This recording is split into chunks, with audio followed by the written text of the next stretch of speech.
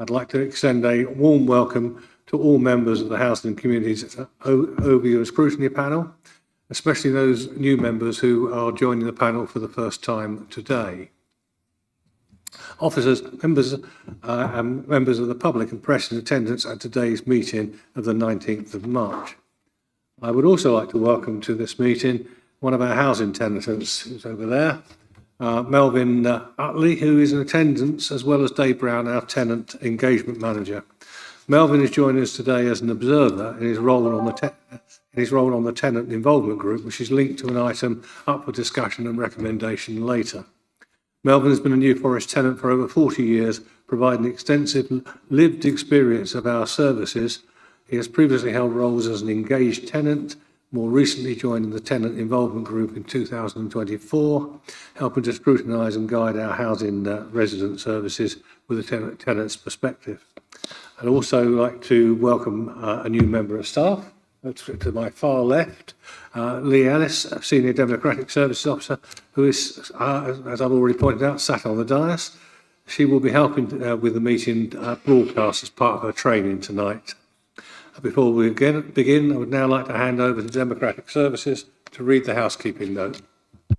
Thanks. Please note this meeting is being broadcast live on the Council's website and on YouTube. It will remain available for a minimum of 12 months. Please can those in attendance use your microphone when speaking and switch it off when you've finished. Please turn any mobile devices to a silent setting for the duration of the meeting. If the fire alarm rings, please can everyone leave the room immediately and use the nearest fire exit. Please go to the fire assembly point located at the bottom of the car park by the garages. Thank you. Members, you will note that we have an item on the agenda regarding the Social Housing Regulation Act. This will now be a standing item, and last week a briefing for members of the panel was held on the roles and responsibilities of members of this panel in the context of social housing regulation. It was a very good reminder that we have a specific role to ensure adequate oversight of the housing landlord's performance against the consumer standards and the aspects that we should be looking out for over and above our normal standard of scrutiny. If you are unable to attend this briefing, the recording has been uploaded to the members area on SharePoint, and I would like to encourage you to watch this. For the benefit of those watching the meeting online, please will members and officers introduce themselves during the meeting when speaking for the first time, if not already introduced by name. Now, to the agenda. Apologies. We've got none. Thank you. Item 1, appointment of the Vice Chairman. I'd like to nominate Councillor Crissell to be the Vice Chairman of this panel. I have a seconder. Thank you. Are there any other nominations? In which case, if you're unopposed, Kate, would you like to join me up here? Just where you like to be.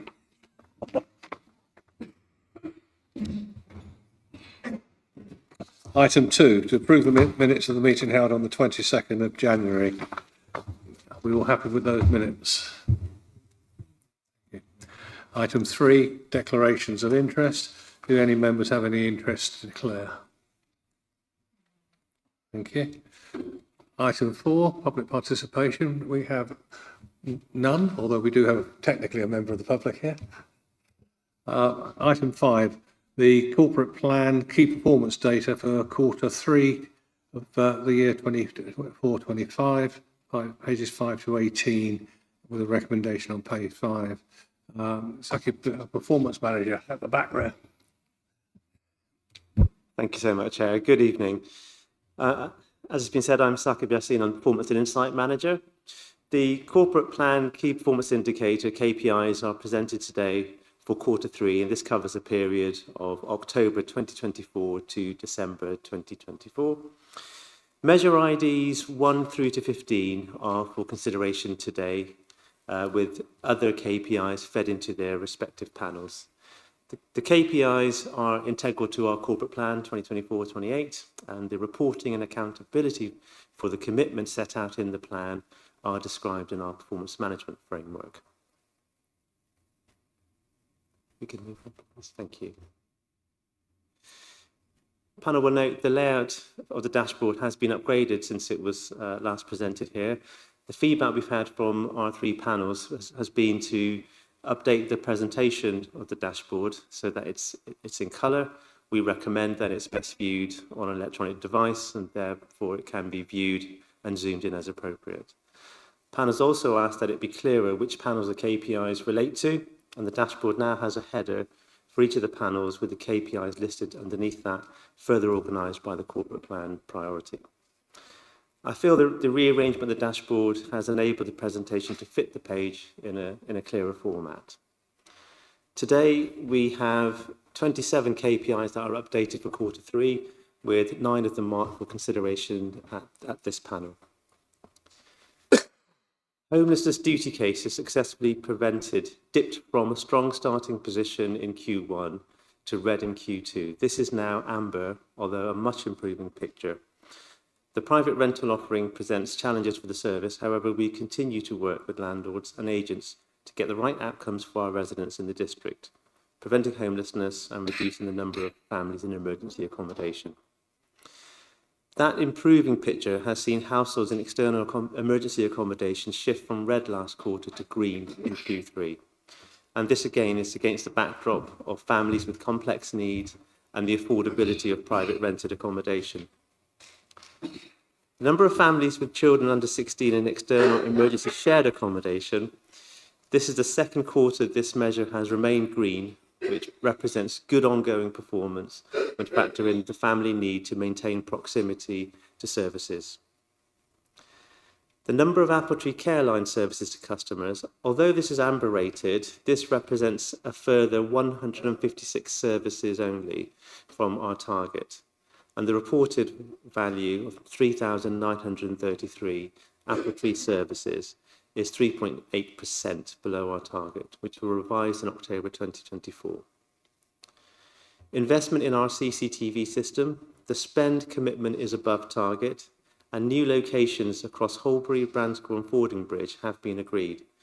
Additional locations have been secured in 3 areas. 17 cameras have come online, with 10 further planned in January 2025, which we will see reflected in the Q4 position. 47 education and awareness sessions have been delivered to 289 attendees in relation to serious crime. With respect to the number of positive interventions in response to the public spaces protection orders, we continue to work with partners in relation to these, a much reduced number of interventions as expected due to seasonal variances. 22 cultural events and activities were supported by New Forest District Council thus far on this cumulative measure this year. And our 5 safety and compliance management measures continue to perform very well. Could we move on to the next slide, please? Thank you. No recommendations proposed for onward action. The KPIs for all 3 quarters this year are being taken to Cabinet next. The review provides Cabinet with a sense check of progress against our corporate plan commitments. And we look forward to bringing back Q4, leading to our end-of-year performance report. Can I ask if there are any comments or questions? Thank you. Thank you for that. Members, our function here is to consider and review the Q3 dashboard. Any questions from any member?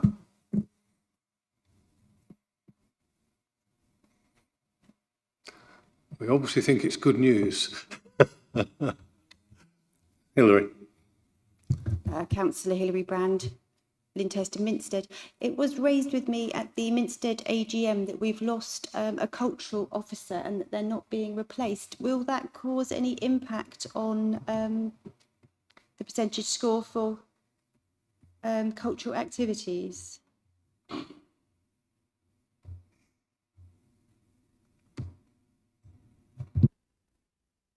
Richard, would you like to answer that?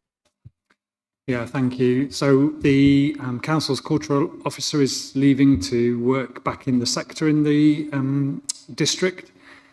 We've got some plans to continue the priority and approach for the cultural delivery. So the officer who's left just last week will continue to work for us on a consultancy basis to complete the strategy, and then we'll hand over delivery of the strategy to partners within the district who, which was the plan all along. Keeley leaving has just accelerated that proposal. But we have already held discussions with both the Arts Council and those key partners within the district who are all committed, as are we, to continue that, just in a different form. So hopefully there shouldn't be any difference noticed. It's just the delivery will be a slightly different way of doing things. Thank you. Alex. Alex Wade, Hive Central. With regards to the challenges in the private rented sector and linking in with our local homeless and housing issues, what engagement and actions are we going to do further with our private landlord forums and the landlords that we work with to try and work on this ongoing matter?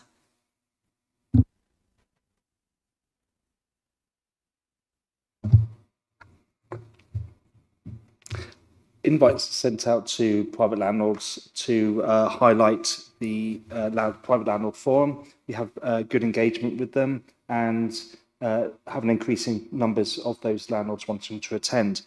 We do have an accommodation officer who has a really good engagement with landlords and agents across the district, and also for some outside of the district, for those people wanting to locate to other areas such as Southampton or Bournemouth.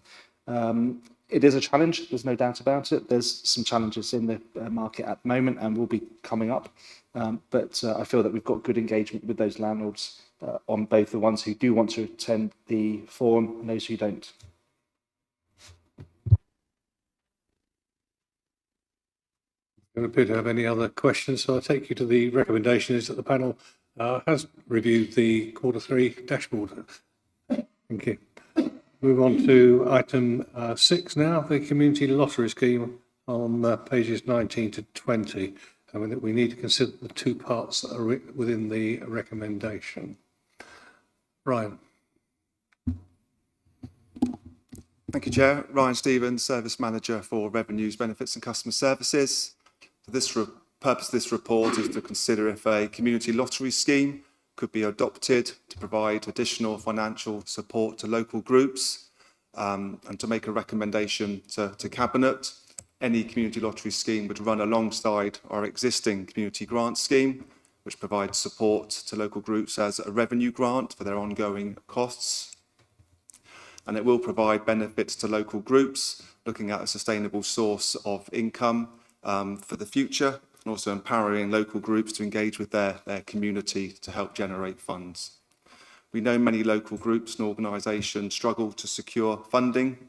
We know that from our community grant process that we've just been through. Then from ticket sales, up to 60% can be distributed to these good causes. Estimates based on population size could mean up to £67,000 a year being available to distribute to local groups. It's not a new thing. Over 120 local authorities already run a community lottery scheme, a few locally in Hampshire, many across the country. And there is some eligibility criteria that's used for the good causes to join. And that's a decision, if they meet that and approved, then they're able to join the programme. There is an external lottery manager who would need to be appointed, and they would provide that support in the embedding and the implementation of lottery scheme, and then undertake the day-to-day administration of the scheme, for example, the payments being made out to all the good causes. We have contacted other local authorities that have already adopted a community lottery scheme, and there were some positive responses. Looking at the implications and some of the issues to consider, the report does go into some detail. There will be officer time required for the setup, so that can be quite substantial. Once up and running, the officer time should be manageable and kept to a minimum, mainly looking at the new applications from good causes to join the programme. The success of the scheme will depend on the community sector, engaging with the local residents and increasing their membership to join the scheme. Local authority lotteries are considered low risk, and there are numerous safeguards and controls in place as detailed in the report. As said, there is an ELM, an external lottery manager, would need to be appointed to undertake the day-to-day administration of the scheme. As I said, up to 60% can be distributed to good cause. The council could retain a proportion of that. Some councils have kept 10%. Some have done other things, but up to 60% could be used and fully distributed out to the good causes. Again, so that will save some administration. We already have our established community grant scheme. Looking at the finances, the initial costs have been agreed in principle. The ongoing costs are about £1,200, which could be recouped from reclaiming the VAT on ticket sales. And there's no financial risk to the local authority, to the council, to pay out prize money. That is covered in full by the external lottery manager. So the recommendation is that the panel consider the adoption of a community lottery scheme to provide additional financial support to those local good causes that support our residents and communities, and to make a recommendation to Cabinet. And then there is a part B, if that is supported. Further recommendations are to request officers appoint an external lottery manager, agree the criteria for the good causes as set out in the report, and then request relevant officers be appointed and appropriate policies and procedures agreed. Happy to take any questions. Thank you, Chair. Thank you, Ryan. Members will remember that this came to panel as a result of recommendations from the Task and Finish group, went through to Cabinet and then to us to actually consider the fine detail, which is now before you. Got two hands up at the moment. I'll go to Sean first of all. Sean Cullen, Hyde South. 5.2k roughly startup costs, 6 months from accepting it to try and bring it into coming up to run. So that would take us into the beginning of 2026. With the prospect of LGR, is it worth continuing with that, or could this be passed on to a future unitary authority that we become part of? Yeah, I have made reference to that in the report, recognising the local government reorganisation, and then looking at this as an opportunity to still set a local community lottery scheme up, if that's what's decided. So to provide that ongoing future support, we don't know what the future is going to be going forward. So this is an option to consider to supporting our local groups going forward.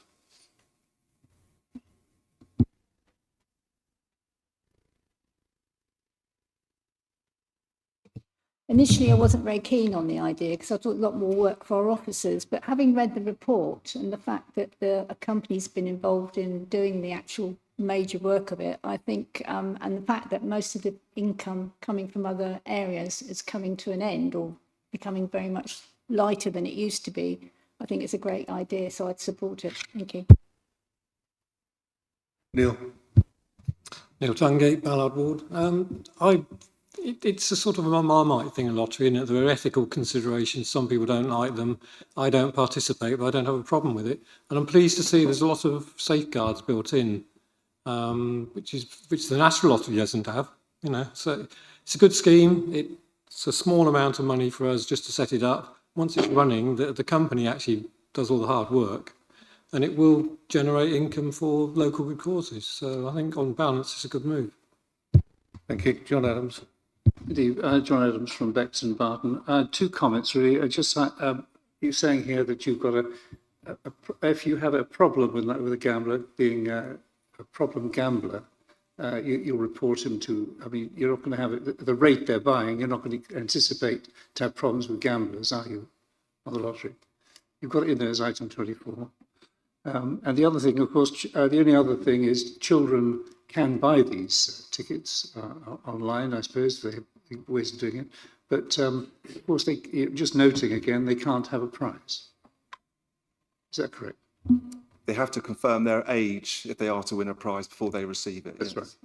But the other one is interesting when you say problem gamblers. That's a difficult one to get with this sort of scale of gambling, isn't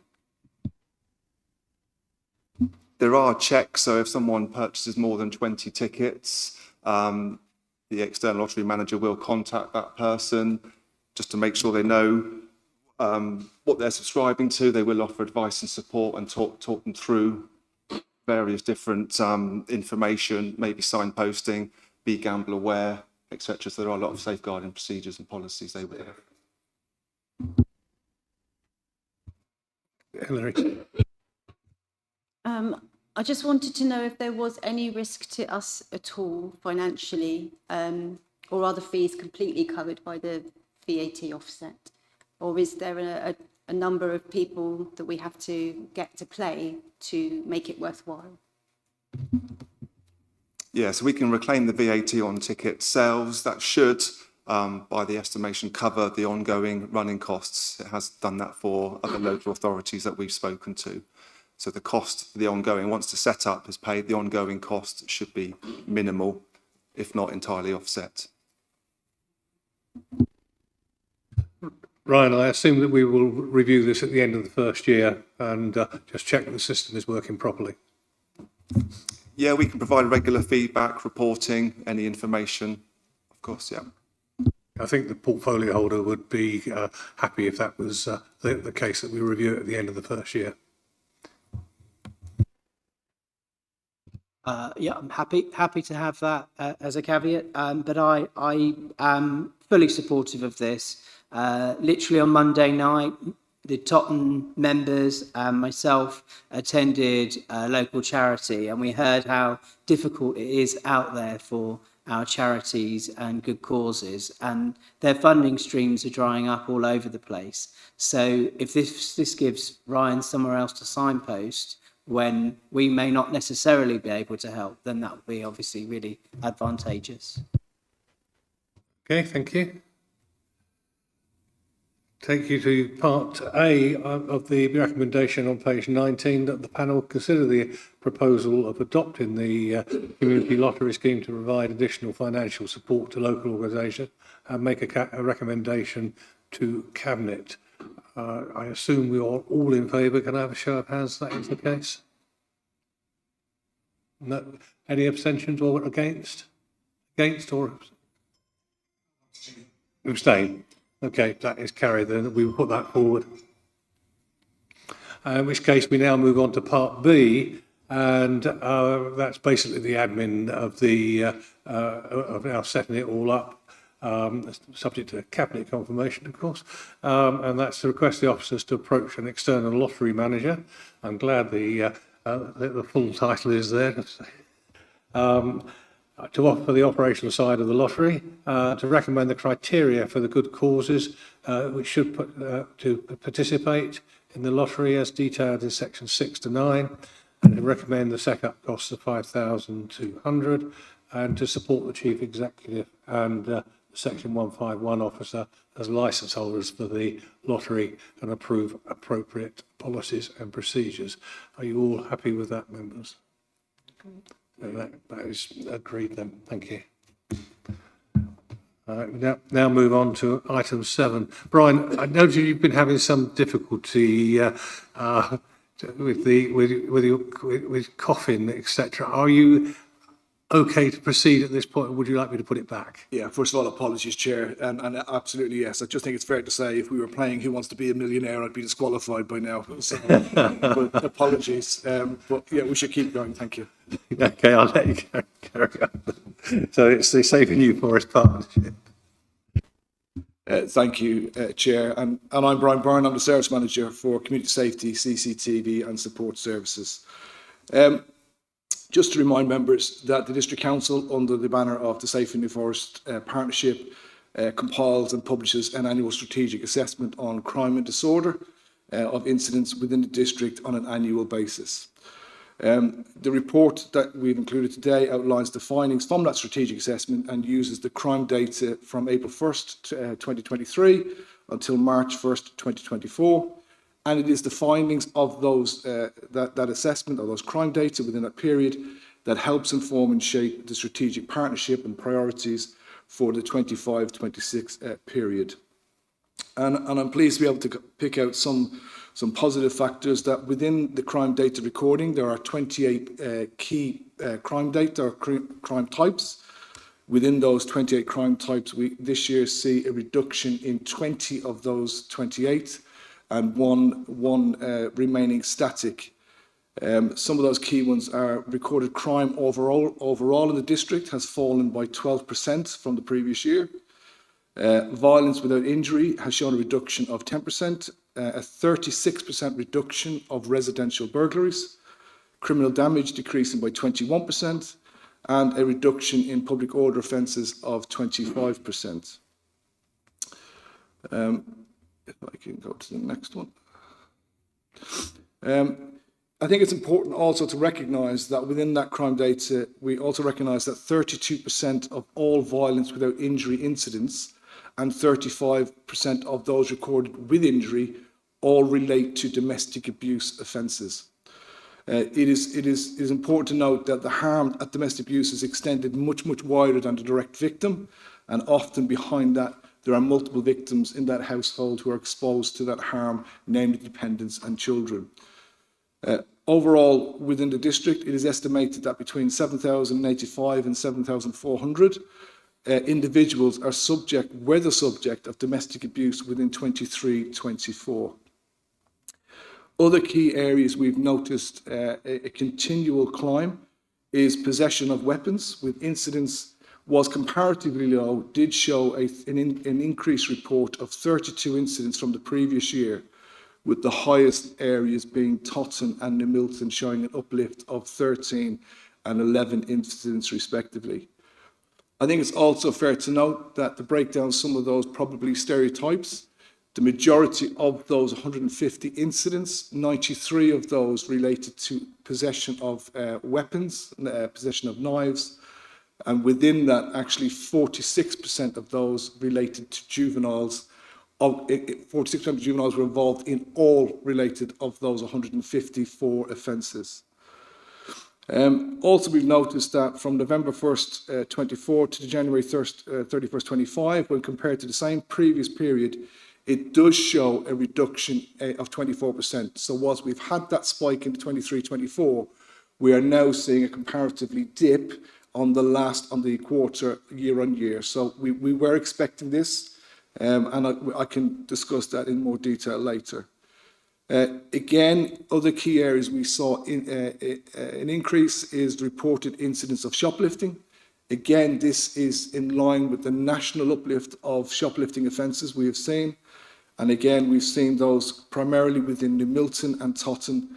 Of the 172 uplifts, 153 being recorded in those two areas.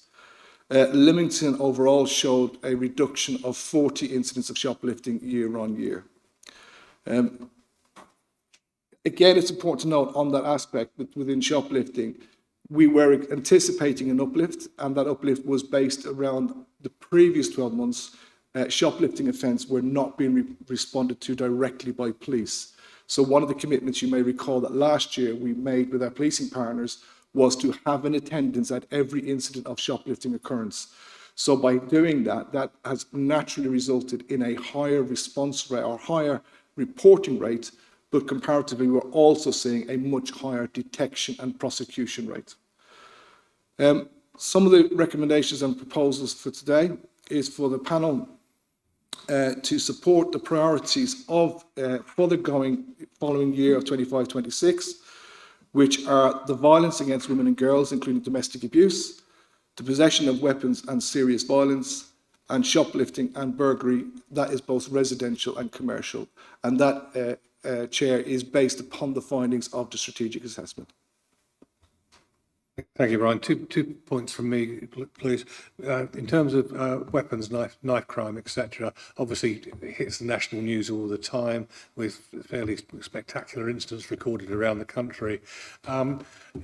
What direct intervention are we undertaking in the forest with young people especially, so that we're making them aware of the risks and dangers of carrying a weapon?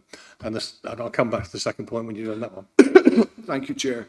If I can answer that in two parts, I just want to re-emphasise the crime data. It very clearly shows the offenders involved in weapons are adults. It's not juveniles. It's very, very clear that it's more than 2/3 of that are adult-based, and there's a link within that within the domestic environment. Of the young people, when we look at the knife possession and weapons possession, it's two categories. One is around knife possession, and the other one is around possession of catapults within young people. Okay, and again, when we look at catapults, it's very clearly within a defined area. So again, it's a localized issue.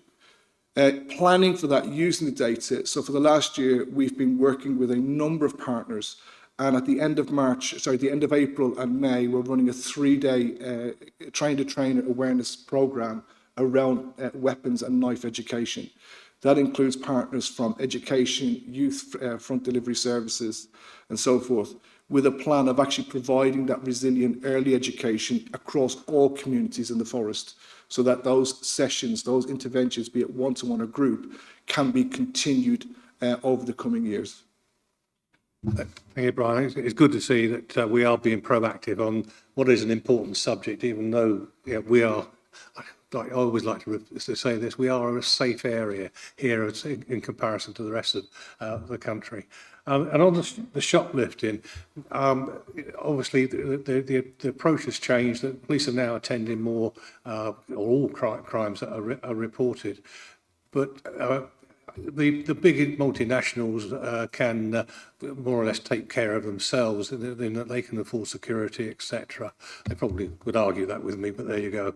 But how can we support the small shopkeeper? Because it might seem to be small amounts of cash there, but actually, in fact, it can be the difference between survival and non-survival for a small business. So how are we supporting our small shopkeepers in the forest? Again, thank you, Chair, and if I can possibly answer that in two parts.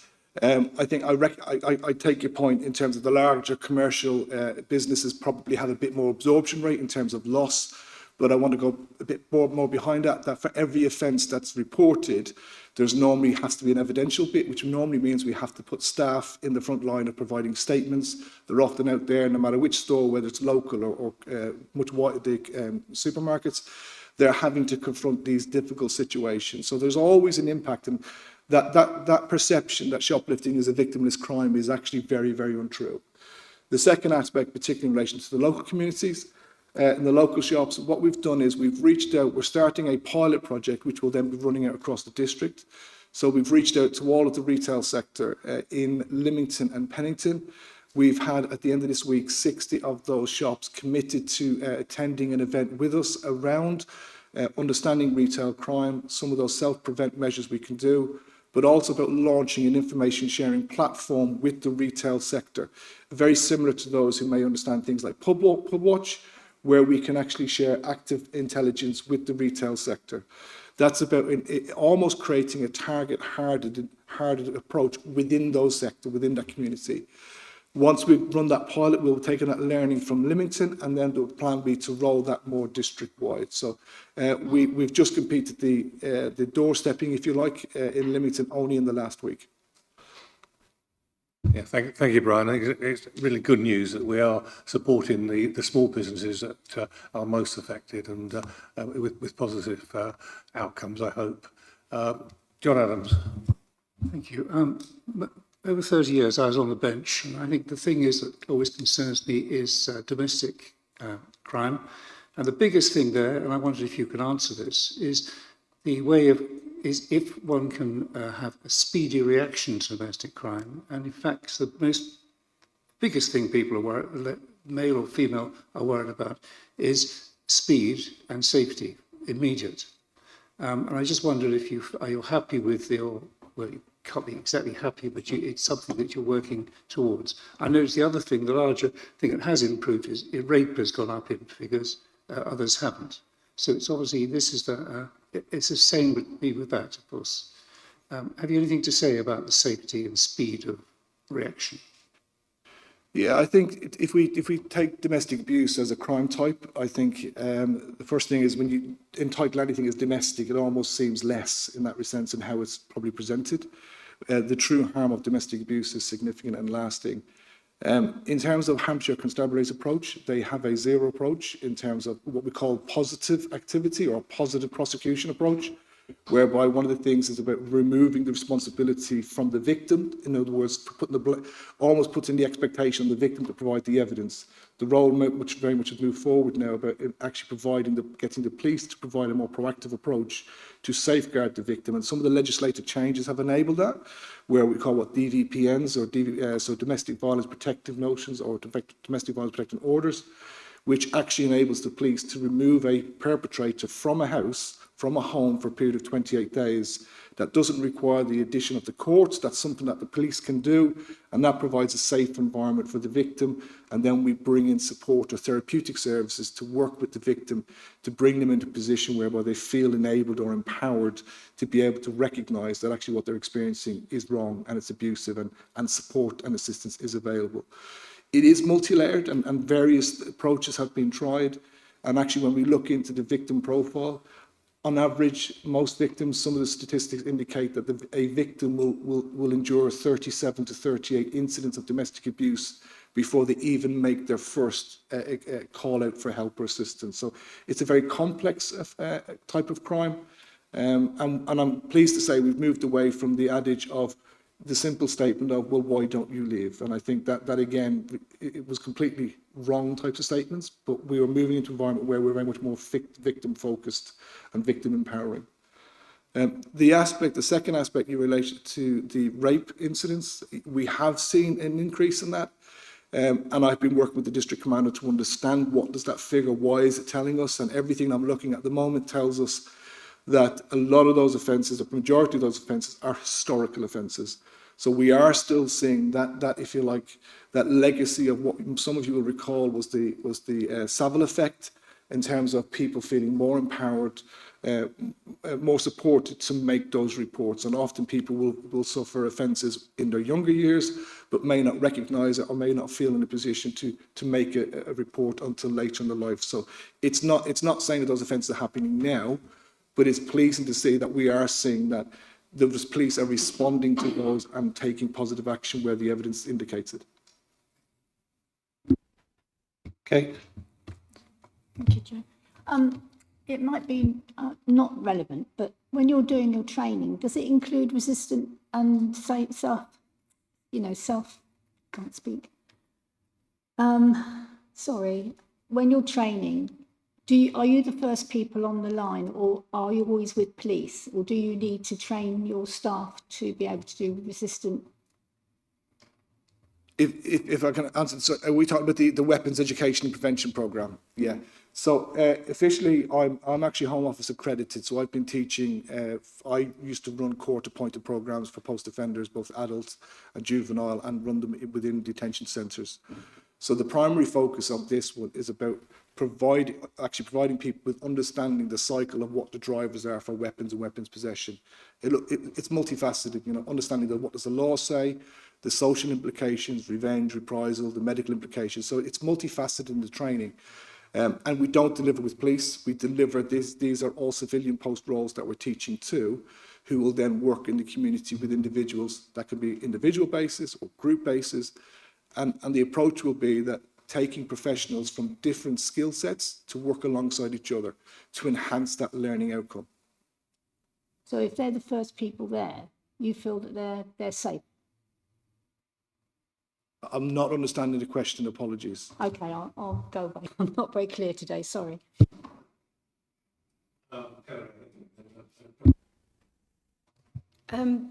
Following on from the education piece, how is that education tracked for success and measured?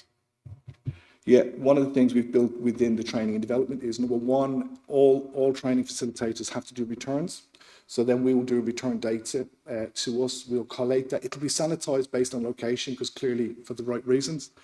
And we will overlay that by looking at those, because we get the crime data based on ward level. So we can look at that change and how that is actually delivering. For those who then go through the criminal justice route, again, we can manage those to see if they then become repeat offenders. Or they may be a repeat offender, but are they repeat offenders with weapons and so forth? So it's about tracking it at many different levels. One of the other key areas with this is that this is one part of a strand. It's very clearly multifaceted. And a key part of this as well is about working with education. We want to sow the seed to provide an environment to have a very difficult conversation We also run sessions for parents, and that's going to be also as part of this programme, is within education settings, inviting parents in to empower them to have those difficult conversations, but then also to provide the platform and the learning material for schools to then do some follow-on work, particularly within the educational setting. Yeah, Councillor Patrick Mbala. I was just wondering, with the reopening of the police station in Tottenham, has the response time increased now? Because obviously some of our residents, mainly small businesses and with regards to shoplifting and burglary, been very concerned with the police presence and feeling safe and so forth. So just be interested to find out if the stats has kind of changed recently. No, thank you, and apologies that I wouldn't have that information to hand here today, but I'm certainly happily look at that, and certainly that's something that is reviewed very, very closely by the sector inspectors and the district commanders. So that is a question I can happily take and feedback. Thank you. First of all, commend you on the focus on the early intervention and the weapons course. Will the distilled wisdom of that course be reflected back to the councillors, so we'll have a better idea of what's going on and how it might impact? So feedback on the course? Yeah, absolutely. I'm more than happy to bring back, you know, we actually plan to do 2 sessions. We've got 18 to 20 confirmed for the first course. And we are planning on doing a second course later in the year based upon need. So I think very much so we would like to feedback to members around what some of those key outcomes are, some of the key findings. And in fairness, it's fair to say we will take a lot of learning from that too, that will then help develop other strands of prevention and intervention. Alex. Thank you. A few years ago, possibly even last year, we had drug and alcohol harm and county lines as considerable local issues. Obviously, they're not seen as the key priorities this time, but in some areas, I do see numbers going up on drug use and drug and alcohol harm. Has there been positive developments? Why they're not a priority, and what ongoing work is being undertaken? Because I imagine this is still a core consideration for our area. No, thank you, Councillor Wade. No, the priorities will always be the top tier based upon those emerging, developing issues. In terms of drug and alcohol harm, we work with our partners both at the county level, so we have some commission services who deliver that locally within the district. Those types of services, one of the key bits we're actually looking at the moment is about access. So one of the key things we'll all recognise the New Forest as a rural location, particularly around accessing prevent and support services is somewhat difficult. One of the key bits we are looking at is around that co-location of services. So rather than wait, one of the key things, particularly on anyone who's accessing recovery or prevention services, is that the expectation is that to demonstrate that they want to break free, is that they will make the effort to access. That's not always easy on a geographical basis. So one of the key things we're now looking at is actually how can we co-locate some of those services. So to reassure you, whilst it may not figure as the top 4 priorities within the plan, it certainly absolutely does figure as an ongoing development work with our partners. And county lines particularly, because that was I remember that we talked about that a lot a few years back. Yeah. So county lines for members is the distribution network of drugs and normally within the distribution where it's coming from out of county or out of district into the New Forest. There is established protocols around that in terms of working with ourselves, working with BTP, Transport Police, as the railway network with highways and other key partners. And some of you may be aware, you'll have seen that's been an extensive expansion on the ANPR camera network. It's not a secret in terms of the camera network, again, about all our trunk roads. So where we are working at that. One of the other key bits is then actually targeting those offenders, but also then working with those who are vulnerable. So often that goes through what's called the MET group, the Missing, Exploited and Trafficked group, where we work with young people who are at risk of exploitation by people who are at high levels of crime. What we don't want to do is end up in a position whereby young people who are at risk of vulnerability of exploitation end up being prosecuted when actually they too are vulnerable. So it's about actually trying to prevent them. Thank you. Brian, one of the questions I often get asked as a councillor is, what's being done about crime in the New Forest?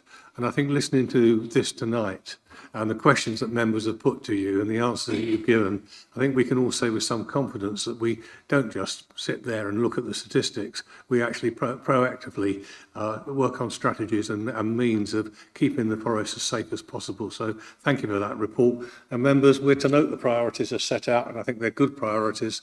We've had, I think, good engagement with those with Brian tonight and good answers from him. So thank you, members. We move on now.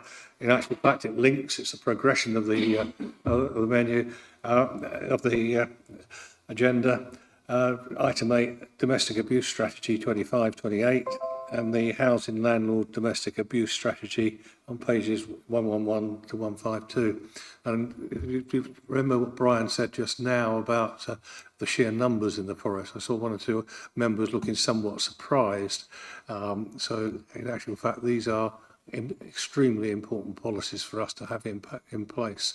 And Brian is now going to tell us about his part of it, if his voice is going to hold up. No, thank you, Chair. And on this part, I'm very lucky to be accompanied by my colleague Chris Pike, who's the Housing ASB Manager. So we will do a bit of a double act, and Chris will cover the policy aspect from the housing perspective. So again, just to inform members that in 2021, new duties were placed upon local authorities, which as a tier 2 council, that set out some requirements that we cooperate with the lead local authority, Hampshire, so far as reasonably practicable. Within that, the council, through our statutory functions of community safety partnerships or the Safe New Forest, members will recognise that domestic violence and violence against women and girls has really factored and featured high as one of our key priorities over a number of years. And it's one of our continual and ongoing commitments for the reasons I've outlined previously in terms of the multiple victims that often exposes people to. What the council has, what we are putting forward in the report, is the proposed NFDC domestic abuse strategy for the years 25 to 28. And within that, those 4 key priorities are around awareness and early intervention, the workforce development here at the council, high quality service provision, and multi-agency working and pathway development. To explain to members, those priorities are aligned to that of our colleagues at a county level within the Hampshire Domestic Abuse Partnership, and also are informed by the National Violence Agenda against violence against women and girls. The NFDC landlord policy, if I can pass to Chris, and maybe Chris could introduce some aspects around that, Chair.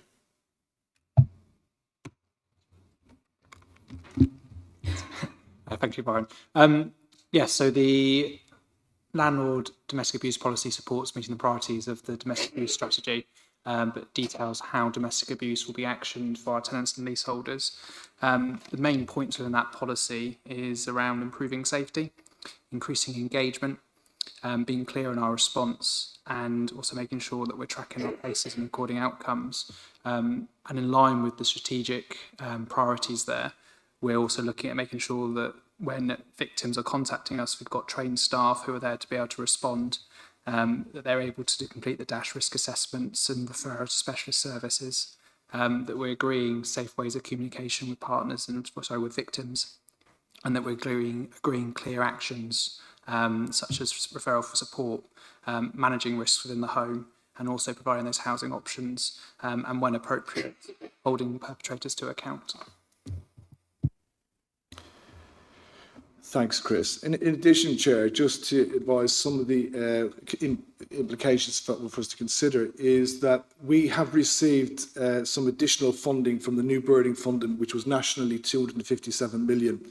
And as a district, we received some 70,000 down through the Hampshire County Council.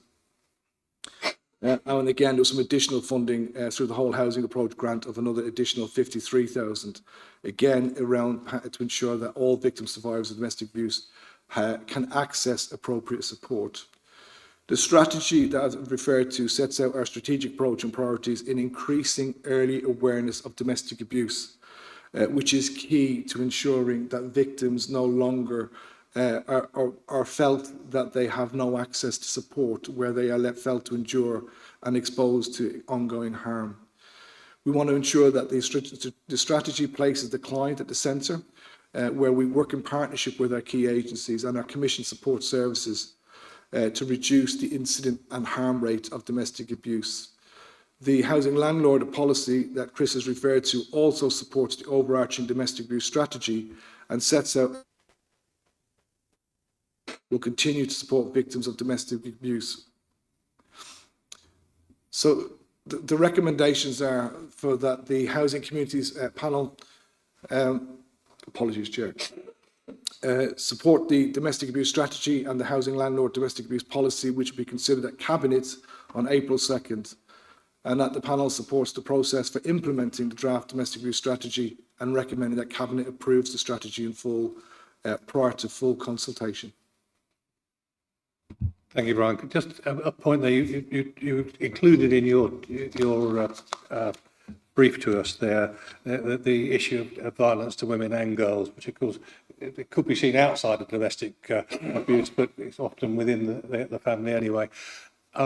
There is a lot of opinion again, if we look nationally, that especially with young males, the access to online material is actually adding to the problem of violence towards women and girls, in that perhaps they get the wrong picture, if you see what I mean, of what is a satisfactory and proper relationship. Are we, within this policy, are we looking at any of those issues so that we can educate young people? I'm saying young people especially, but I think it actually applies to any male, to show the due respect to women and girls. Are we managing that as well? No, thank you, Chair, and absolutely. And it's a very difficult subject to be had, but I think we have to be really honest. We are seeing an increase in misogynistic behaviours. And there's a number of strands around that, and some of those I wouldn't give necessarily too much airtime to in terms of promoting those inadvertently.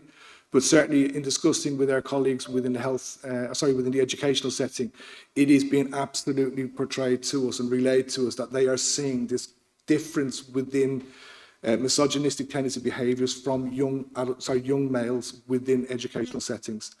One of the key things we've done over the last 12 months is we've provided some direct educational sessions, targeted work through one of our charitable organisations working in school settings around healthy relationships, around what does a healthy relationship look like.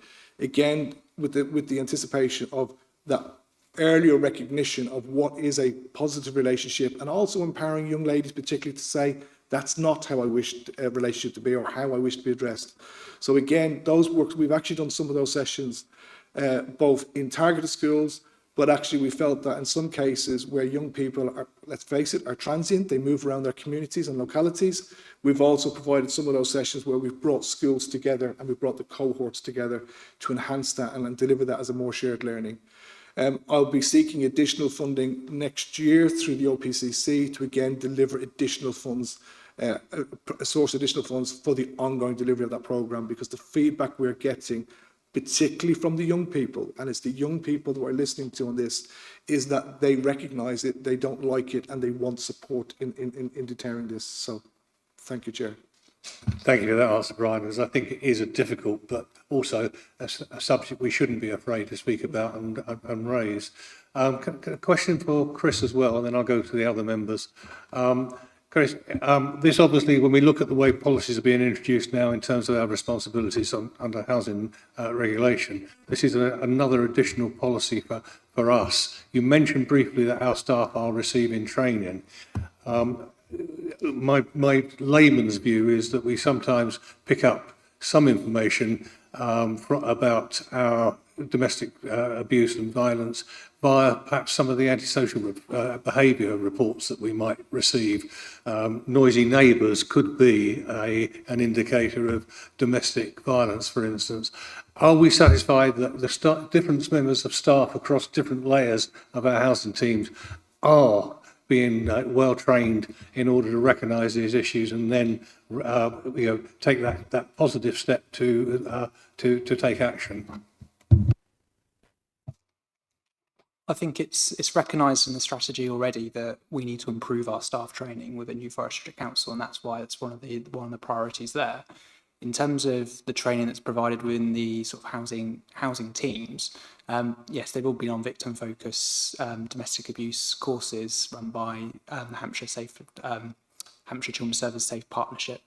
And in terms of our processes wise, domestic abuse, urgent case sensitive behaviour, hate crime, these are all urgent and serious victim-led processes, which means that we respond in one working day to those all types. So through that, we're making sure we're having that response, triaging it, and then identifying the actions immediately to keep victims safe.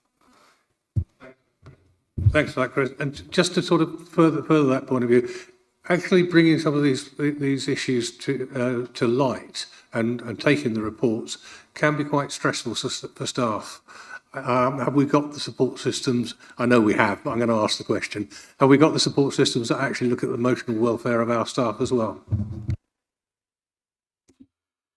Chair, if I may, one of the key aspects of the strategy, as Chris has referred to, was actually moving the resource away from what we have as we have a SPOC, so we have a dedicated SPOC and a deputy SPOC around domestic abuse, and that's for staff and for residents.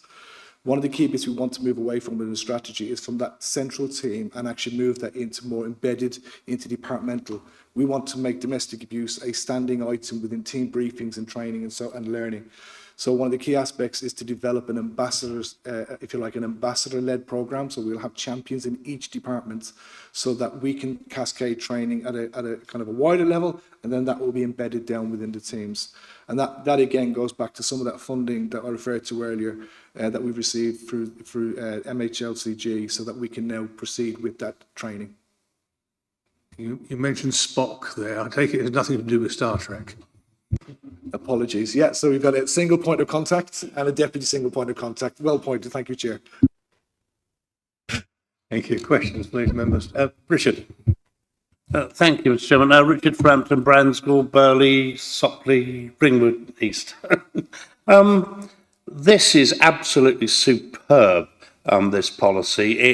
It's really trailblazing, and I commend you for it. Now, how can domestic abuse is not just in district properties, it's everywhere, and there's an awful lot of private rented property out in the New Forest. I've always found in the past, on the one or two forums that I went to, which was between NFDC and private landlords, what you took away really helped you become a good landlord. Is there any possibility that this sort of policy document could be explained in a forum at some stage with private landlords? Because if a private landlord can learn the pathways of how to help their tenants to go down, it will give them more more knowledge to be a good landlord, and B, it will actually help the tenants to actually feel safer, because it's not just these areas that the NFDC have got that is subject to abuse. I think it would be absolutely superb if you could. Yes, no, Chair, if I may, I think absolutely. We would completely support that, and I think we recognise the importance that we have good landlords, and we depend upon them as a housing authority, and we all can recognise that actually the difficulties and more complications it has become for landlords, particularly, for small stockholders particularly, it's a very challenging environment, and the more we can do to enhance knowledge and awareness and support, absolutely the better. So I think we could absolutely support that. Yes, no, I thought it was a great idea, but the thing is, of course, we're saying in a way really that we are as landlords ourselves, New Forest District, that we are in fact safeguarding people much more, because you have people aware of these things. But so is it something you'll be even putting posters or something in the areas to say that, to notice things like it, to tell people that you have a fast route to helping any incidents you might see? Yes, Chair, if I can say, the response work plan is multifaceted, and one of that is about comm strategy and access, and one is that about empowering victims. So absolutely one of that is about raising awareness. We've done many different campaigns over the years. We've put notifications in toilets, we put them on bins. In terms of that, we've printed helpline numbers. We've worked with the licensing sector. We're currently working on a programme called Safe Places, which is we're now expanding that with our colleagues in Hampshire. We've been running a pilot for 12 months using some of our area offices where we're saying this is a safe space to come. We're actually putting it on the website and we're highlighting that with partners so that to give people a safe space, safe place to come to in an environment where they can access help. You know, when we look at opportunities to provide people where they can go to, where their attendance may not be raised as suspicious by their perpetrator. So we're trying to enhance that with our colleagues at Hampshire. We're also working with our GP partners to utilise some of the GP surgeries and so forth. Alex, please. Thank you again. This is a really, really important report, and I was very, very impressed with reading it. It mentions earlier that it defines domestic abuse as 2 adults aged 16 and over, but I'm aware of a national case where unfortunately it was between, I think the male was 16, the female was 15, that unfortunately ended in a fatality that they are campaigning to consider as domestic abuse because they were in a relationship and it had all the hallmarks of what you would consider domestic abuse that unfortunately ended in the loss of a young life. Is this something that within the programme or the report that we could acknowledge and consider, so that age group, obviously taking into account the engaging with younger people in schools and local charities in all our communities, that we can ensure that doesn't get caught through, because you sometimes have relationships where there is one who is above 16 and one is under, or both, but those behaviours and those actions. And I'll just ask my second question, is there something that we're going to have in place that a perpetrator, through trying to engage with a victim, is effectively stonewalled by the whole council, you know, from a data protection perspective, because you and I could call on behalf of a partner and ask enough questions and get some information? And are we making sure that there's something in place that flags up that no error of releasing information that we couldn't do, you know what I mean, it's sort of covered there? Thank you. Yeah, thank you, Chair. And I'm going to try and remember the first question, Councillor Wade, so apologies. You're under 16, thank you. So there's two aspects to that, really, in some respects. There's a legislative definition, and the law says it is 16 plus. Now, that came in 7-8 years ago. Prior to that, it was 18 plus. So there has been a change in the recognition of domestic abuse by lowering the age to 16. In terms of how we approach that, I go back to that point again about those education and awareness sessions we do within the educational environment, which is if we remove the label and get down to the basics, which the basics is this behaviour is wrong, this is not acceptable behaviour, and actually kind of educate young people to say, actually, I don't choose to be in this relationship, and it's okay to say this is not an environment where I wish to be or choose to be. I think that's much more relevant to young people, I think, than the classification of it's domestic abuse or not. It's about empowering them to find that if they do recognise they're in a relationship which is unhealthy, that they have access to support. I do recognise the case you're talking about, and I absolutely understand why the family are trying to move that from a recording, which is essentially a knife crime offence, as opposed to a domestic abuse. And the government may take some recognition of that, and I clearly wish the family well in their quest for that. The second aspect, if I may, apologies, Councillor Wade, was... It was to do with, as a council, we engage with possibly the perpetrator, trying to source information about the victim and making sure all areas of the council are covered and that data is in place. Yeah, certainly, again, a couple of aspects to that is, one, when we work with victims of domestic abuse, an awful lot of that work we do through the IDVA services, which are the Independent Domestic Violence and Advocacy Services, working with victims about empowering them to do what we call safety planning and risk planning, and that's about, in this current environment where people post things on social media, mobile phones and so forth. There are some complications within that, where actually, even if a perpetrator is separated from the victim, a bit of a quirk in the legislation still remains that if they have children, the father still is entitled under the parental responsibility to have access to school records and school reports. So even when we move the victim to other areas, there are still some loopholes within that. And again, it's down on an individual basis where the individual is supported to take action through the civil courts to try and remove that entitlement from a in this case a father or mother if they are the perpetrator. As a council, absolutely we recognise the importance of our data sharing. Everybody receives that data sharing training, particularly around the disclosure. And one thing I think as a council we're actually very good at, was we do have minor blips occasionally, is that we actually are very good. We're supported by information governance, and the process and procedures around entitlement to share and access information is closely monitored. Brian, just for one further clarification from me, I think for people who might be watching as well, because there is a stereotype of domestic violence, if you like. Just so we can clarify that for anybody who watches it, domestic violence can be perpetrated by any person on another person that they're involved in a relationship in. And I think you can probably explain that better. I was trying to keep all the different aspects of that fairly simple. No, thank you, Chair. Yes, statistically what we know is on average 1 in 4 women will experience domestic abuse at some stage in their life. That extends to 1 in 6 in males, and we also recognise that within males there is underreporting, and for those societal stereotypical types of reasons as well. And then when we look at relationships within same-sex relationships, we also recognise that there is significant underreporting, again, for not a singular contributing factor, but for a number of contributing factors. So behind those statistics are people, and that's where we try and get our support and access out to.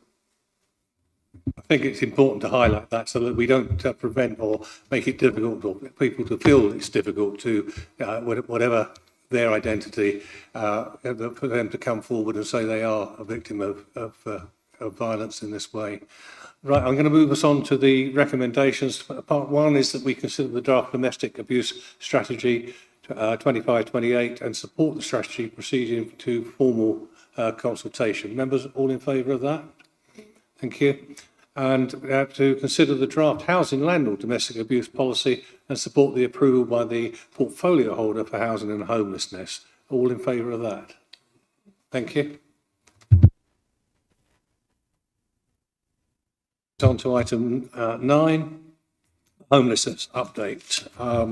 There are no recommendations with this, just a presentation, but I think it's fairly good news, Chris. Thank you, Chair. Good evening, Chair, and good evening, everyone. My name is Christopher Pope. I'm Service Manager of Housing Options and Tenancy Accounts.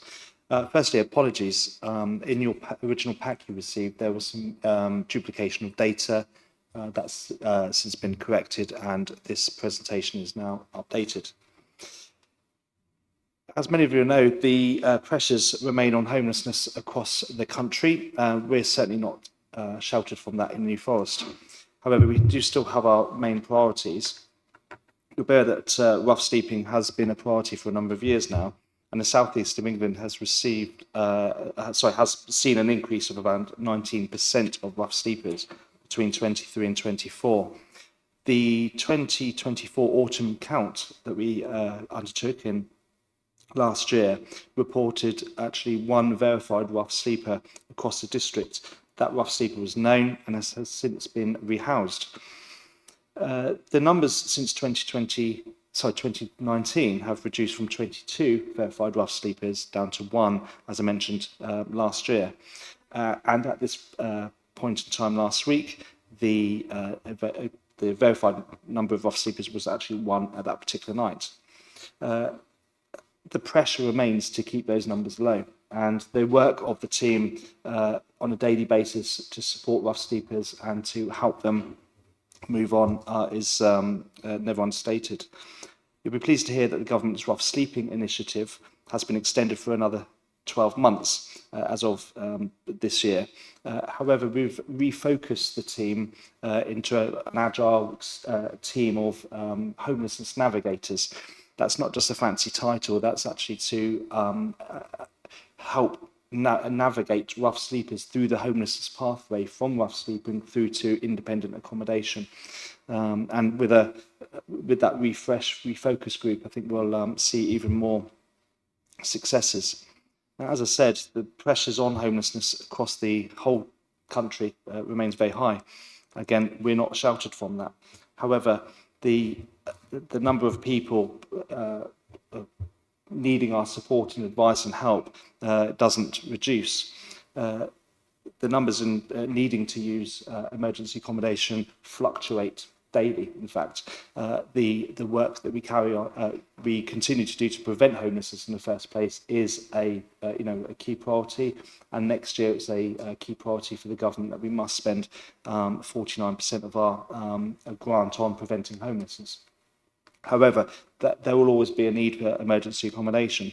And as of one particular night last week, we had 60 families and single people in emergency accommodation. Again, that fluctuates. It sometimes can go down as low as 40, 42, up to kind of 60. But on average, it's around about 50 per night, both singles and families. Mentioned about the budget remains under pressure. However, we are managing that really well, and we're predicted to, obviously it's only a couple of weeks left until the end of the financial year, but we are on target to spend within expected amount. So we're not seeing the overspend that many other local authorities are seeing. Moving on to the next slide, you'll see the housing register has had a drop in numbers from last month. So the end of February figures were actually overall in total 2,060, down from 2,114 the month before. There's lots of different reasons for that, but some of them are because obviously people moving on to social housing, not only within NFDC stock but also registered social landlords. I will explain a bit more about that in a future slide, because those numbers might actually start reducing marginally. Thank you, Richard, for zooming in there. There is quite a lot of data in there, but I can clarify. One of the reasons I've put down the lettings numbers, these are the numbers, as you can see on the register, there's 2,060 people last month. And the same month we housed, 30-something people across New Forest District Council properties. So you can see the pressure on social housing and the register for those numbers of people being housed. Moving on to the next slide, some of the main reasons for homelessness and have been stable for quite some time. Two of the main reasons are Section 21 notices being issued by private sector landlords, and there's lots of reasons for that, and I can give a bit more detail if you'd like me to, but also people being asked to leave by family and friends. One of the issues I wanted to highlight is that when families have had a long-term tenancy in the private sector and they've been asked to leave for whatever reason, they can experience significant increases in rent. And I think this kind of demonstrates it, because there was an actual increase of 7.4% increase in the average rent across the New Forest compared to the previous year. Just to kind of hone in on that, because I do recognise it's an average, the average price for a one-bedroom property in the private sector in the same month was £1,057 a month, and a three-bedroom family home was around £1,754 per month. The local housing allowance is the main source of helping people to support their rental payments. So just to give this same example, one bedroom property, the local housing allowance would pay £700 and 2p a month, and three bedrooms would be £1,075 and a penny per month, which can show that there's significant pressures on individual budgets. Now, we do carry out affordability assessments on all clients to see what they can afford. And yes, on paper, often they can afford it. But I think we all know with our own budgets that there's a gap between what we pay for the essentials and what's actually going out. So we do support those clients as much as we can to budget and refer on to support agencies for debt relief and those kind of things. So we do rely on that advice for budgeting. And it remains a pressure, of course. As you'll know, over the last few years, we've also spoken about the Ukraine and Afghan families that we're supporting.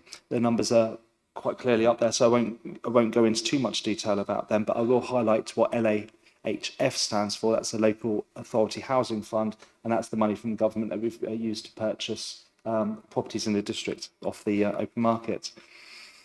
We've currently got 2 Afghan families that we've resettled, and we've got a further 2 more in the next month. A bit of detail on now. Apologies in advance for the fact it is quite small. So thank you, Richard, for zooming in. I won't go into too much detail, but I think this highlights the fluctuation of the demand that we have. On the left-hand side is the numbers of families in emergency accommodation, and the graph below is the number of families in emergency accommodation for 6 weeks or more. The reason I highlight that because we could be open to criticism for that, and so we should, because we shouldn't have families in emergency accommodation for longer than 6 weeks. We don't actively encourage that. We don't aim to do that.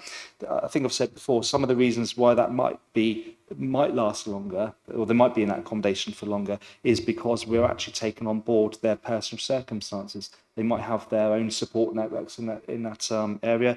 They might have support given to them from schools, from social services, from doctors, those kind of things.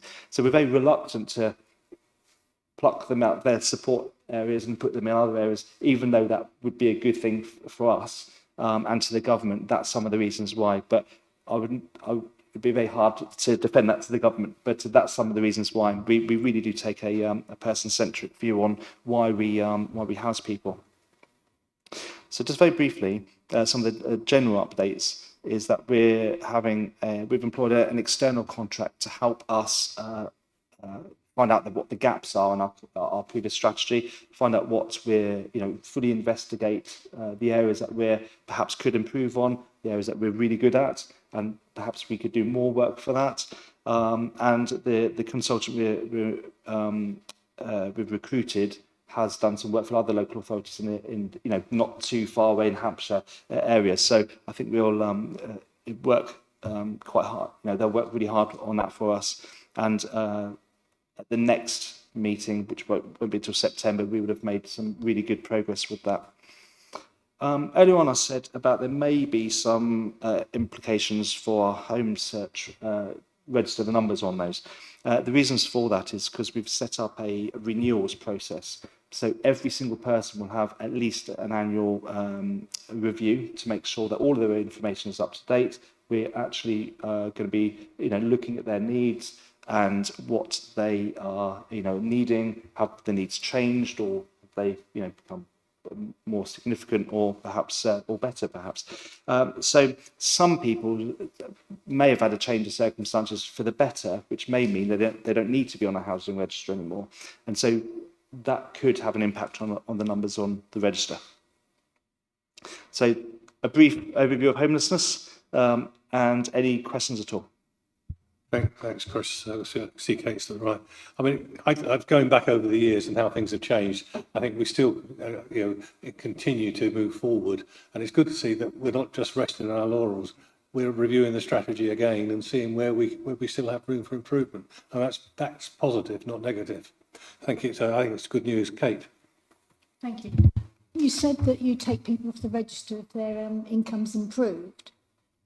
Do you take a look at people that are already in property and when their situation is improved? I mean, I know they've probably got a 5-year contract or a long life contract, but I wondered if there's any room there to change things. Depends on the circumstances, to be fair. Just very generally, we don't actively try to remove or take people off of the register. There'll be lots of different reasons why they come off the register. On the annual review, on the annual renewal, they will be looking at things like income, circumstances, number of children, medical needs, those kind of things. And there is quite a detailed process to review that. So we don't just kind of willy-nilly take people off. It's the case of what those if they meet those circumstances. Or they may choose to come off the register for their own reasons, because they have moved into the private sector, for example, or they've chosen other routes. But the main purpose of the renewals is to ensure that our information is correct. So we're not then getting to the stage whereby that we're potentially offering them accommodation based on out-of-date circumstances. Okay, thank you, members. That was a presentation only. There are no recommendations, but it's good to see and be kept up to date with this really important subject, which I think we do very well. And the portfolio holder always looks forward to November, so he can be out with the team in the middle of the night.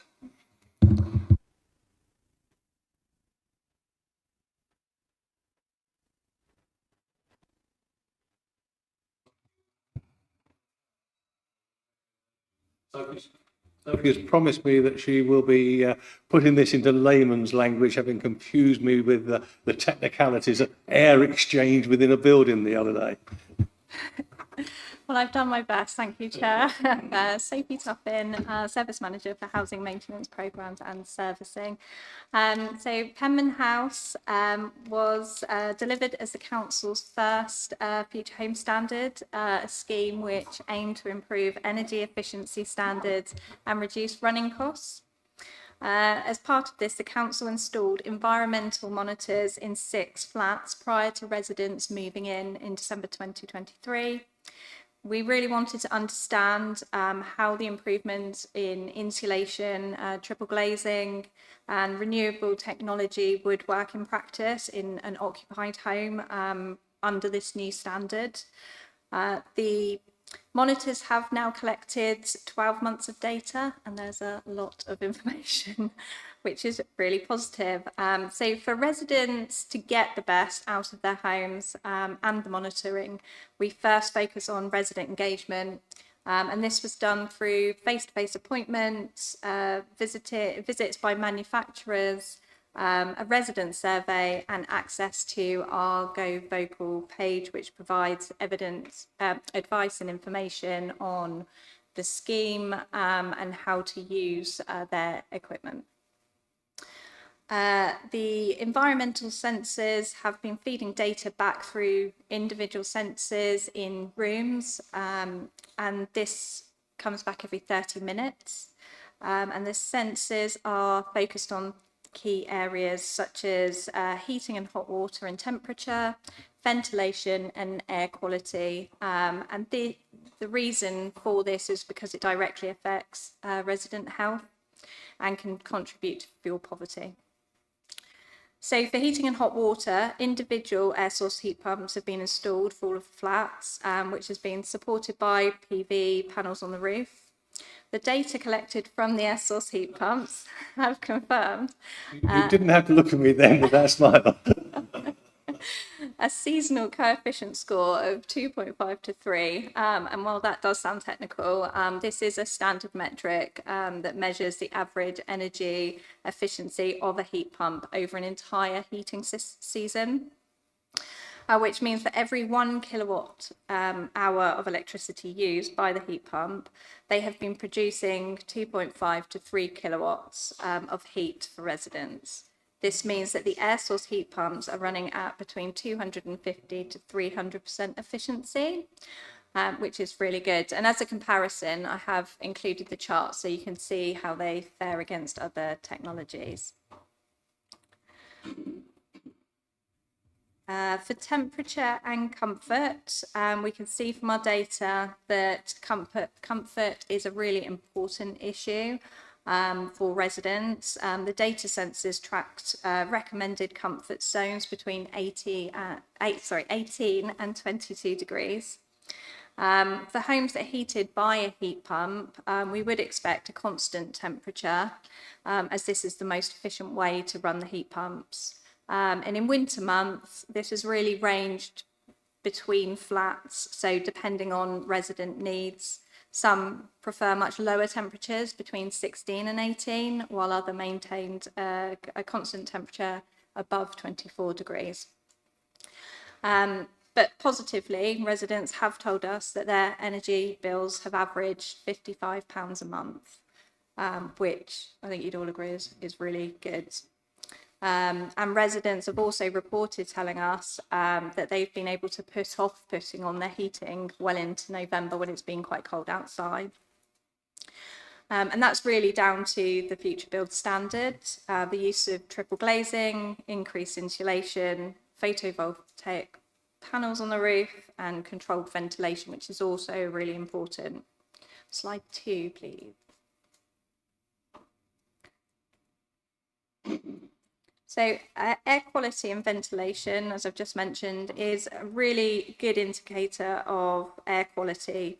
Good air quality is really important as it reduces airborne pollutants, lowers humidity levels, and helps maintain comfortable room temperatures for residents.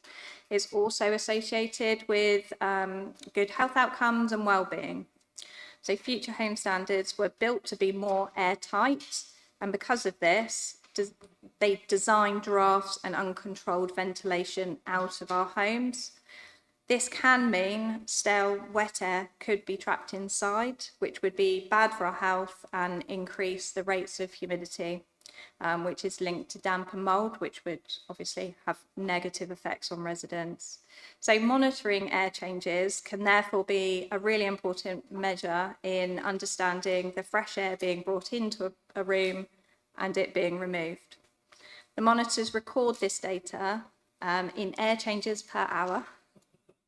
The data indicates in this particular scheme that the levels are really good and are classed as excellent. Alongside that, there's low risks of humidity across the entire scheme, which shows residents are using their extract ventilation fans, are drying clothes in the clothes drying racks that have been provided in bathrooms, and are generally have a good understanding of how that building operates. Slide 3, please. So in December, residents received an additional questionnaire and an in-person visit by council staff assisted by a heating contractor, just again to help anybody who didn't have a good understanding of how to optimise their heating controls and their hot water. But this has also provided us with some really good customer feedback, and we can see some of the comments. Out of everybody surveyed, out of the 12 flats, we received 6 survey results. I've also included some data to show you just a snapshot of the information that we do get from our monitors. So the top right shows temperature over a day. The top line would be living room, and then the bottom line would be a bedroom. And you can see this particular person likes the heating on. And then the bottom chart, that's a measure of electrical current over the course of a month. So again, that picture would give us an indication that the heating would be on a higher temperature. Any questions? Thank you, Sophie. It's really good because you've done me a favour, because I can go home tonight, see my partner and say, Sophie says we're keeping the house far too warm and we really should reduce it by at least 2 to 3 degrees. So really brilliant presentation from that point of view. But on a serious note, questions from members? No, it's just mainly to thank for what can be a quite complicated subject. It's by no means my area of expertise, but I found it a really clear report that emphasised the successes. I think the fact you know, energy efficient, improving air quality. We know damp and mould, particularly the weather's not been very supportive for improving that. You know, do you have it cold? Do you have, in addition to damp mould in the property? And you know, particularly in flats, they can't dry their clothes anywhere but inside the property. So I think this was a real positive, and particularly for reducing bills as well in our property. I think it was an excellent initiative, and I thought the report gave all the core information as well, and you've clearly had good engagement with residents, which is another challenge as well. So I thought it was an excellent report, and thank you for putting it in layman's terms for councillors. Thank you.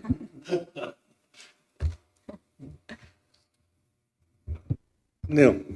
Yeah, just simply, how do you measure the air changes per hour? You don't even go there, Neil. That's where I got into trouble in the briefing. Well, I can definitely send you the formula for it. So the sensors are actually really tiny, and they stick to the walls inside the areas that we want to monitor, and they collect the information. They've got sensors inside of them which pick up that information, and it gets sent through to a main hub which is located in the airing cupboard and put onto the portal. The algorithms and the technology is probably above my understanding, but So are they actually measuring the air quality? Is that the name? yeah, no, Okay. they do, yeah. Right, And that's what I couldn't quite pollutants and get yeah, in my head. Yeah, yeah. it makes sense from there. That's fine, yeah. But I was thinking, what are you measuring? Sort of the temperature, but if it's air quality, yeah. Yeah, no, they measure several things. So we can measure current, temperature, humidity, the amount of pollutants in the air. Yeah, it's quite sophisticated. I thought you'd be the only one in the room to understand, because I thought you were an engineer, Neil. Yeah, but not an air quality engineer. Okay, Sophie, once again, thank you. It's not easy to do this, is it? And try to put it in layman's terms with all those factors that you've got to put in. I think it's a real tough job. But the bottom line is Penman House is working really well. And I think that's good news for our tenants in that we are getting the good value for money. And I wish I could get my electricity bill as low as that. That's really impressive. So thank you very much. Members were asked to consider the environmental and energy insights and do we all think that they're healthy, that it's a healthy and energy efficient building? I certainly do. Thank you very much.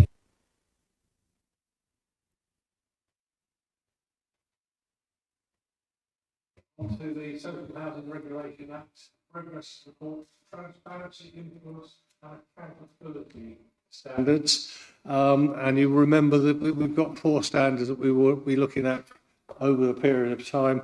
So this is the first of them. I'm not sure it's necessarily in the right order, but it's in an order.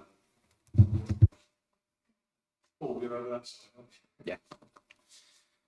Yeah, thank you, Chair. Paul Thomas, Assistant Director of Housing, and I've been about 10 months now, and this is one of my main jobs, I think, in getting us ready, that is in the council, ready for inspection by the Regulator of Social Housing.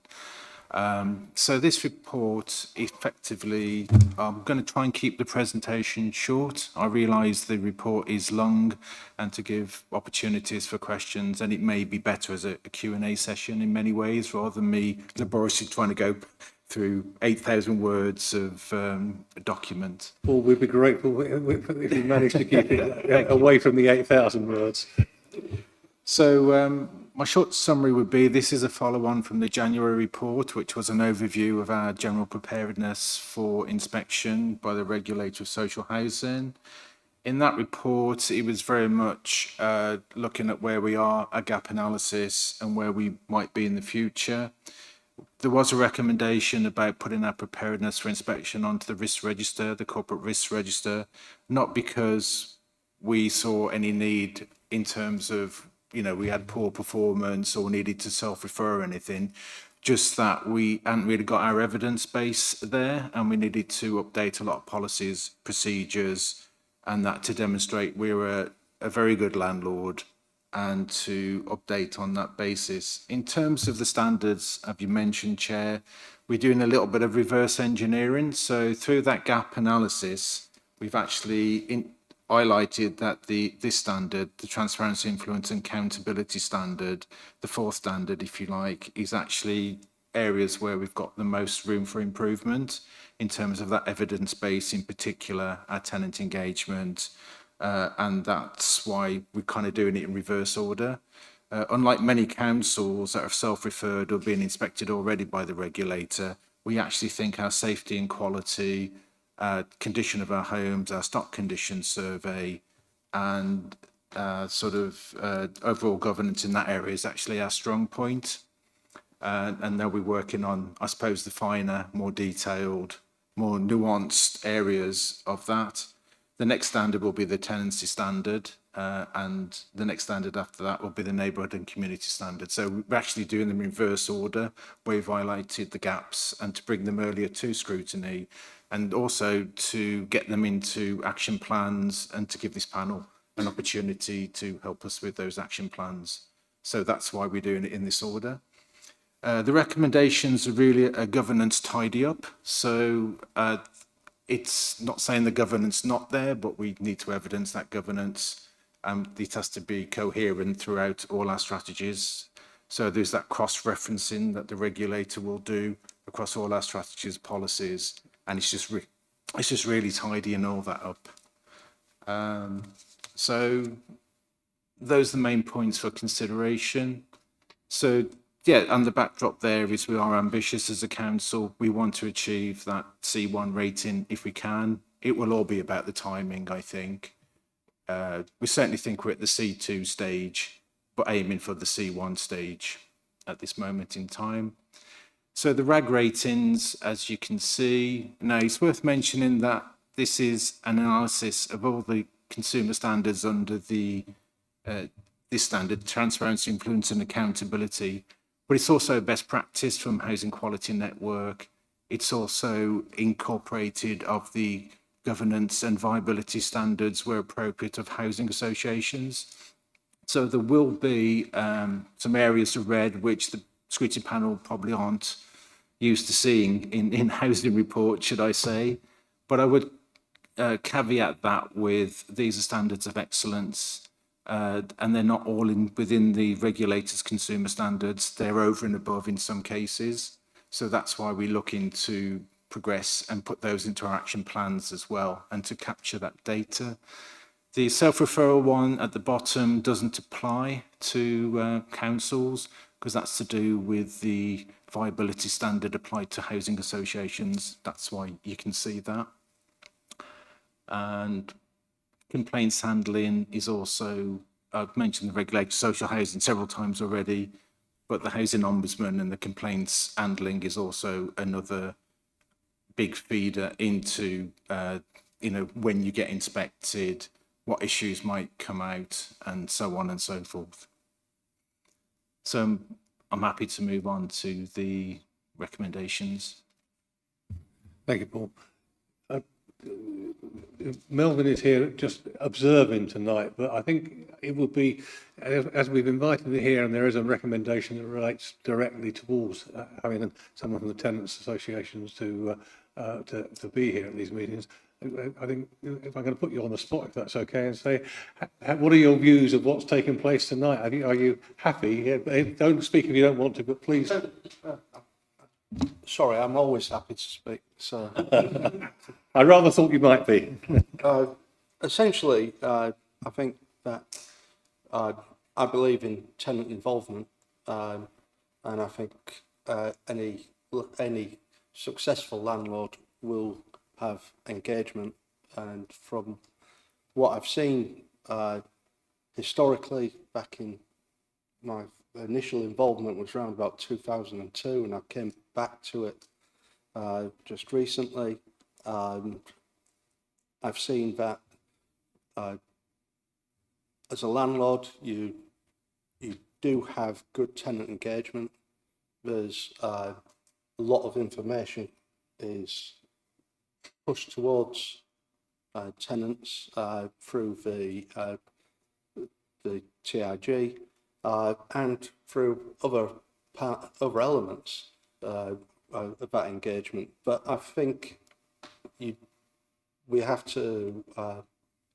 The reason why I'm here was simply because I think that tenants have got an important role to play in the policy formation right from the beginning.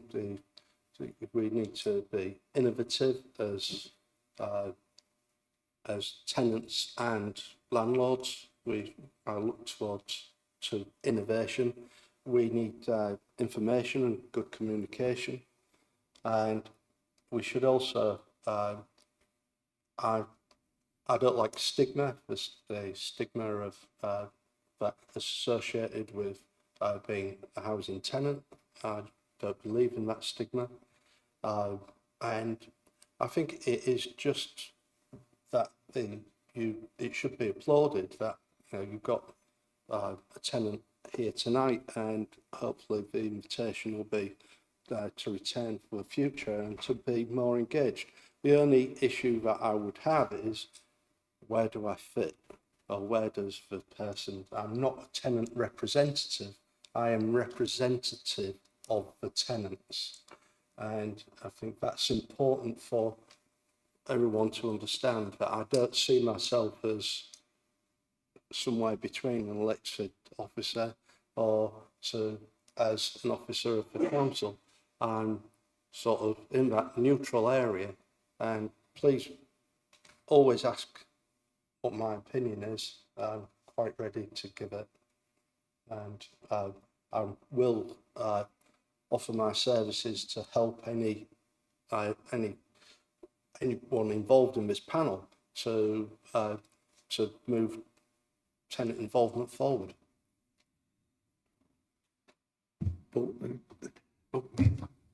Thank you. I know I put you on the spot there, but I actually thought it was quite important to hear from you, because the members are being asked to endorse a recommendation here and try to understand exactly what we're trying to do.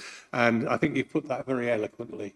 You're not. It was good that you highlighted the actual role you're going to play, because it's a sort of in between role, isn't it? You're not a tenant representative. You're representative of tenant views as an experienced tenant, and even I've got to get that right in trying to explain it.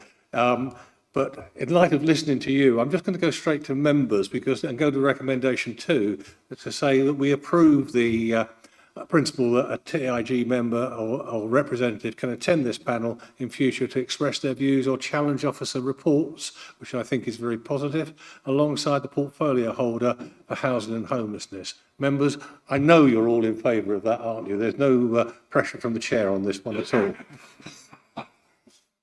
Can I show of hands for that support? Lovely, thank you. And Alex Way, by the way, doesn't vote here. Just in case we thought there was one dissenter. Would you show your hand if you were? Yeah, of course you would. So, Melvin, welcome. We look forward to seeing you at future meetings, and I think it's a really positive step forward for this council to have someone here who can challenge us. John, you've got a point to raise. There's one I'd like to know. In fact, it's an ambiguous name. The word safe home. Now, I'm looking at many ways that could be interpreted. You're here, sir, as to represent tenants. Would you say safe home is very important, but it's a very difficult one to analyse what it would is? We all want a safe home. Do you feel the same way? Is it the environment, or what does exactly safe home mean to you? Sorry, I'll have to be reminded every time. Essentially, I think a safe home shouldn't just be exclusive to local authority tenants, and in that way, it should be, the standard should be of what everyone expects from a home. We should eliminate damp and mould.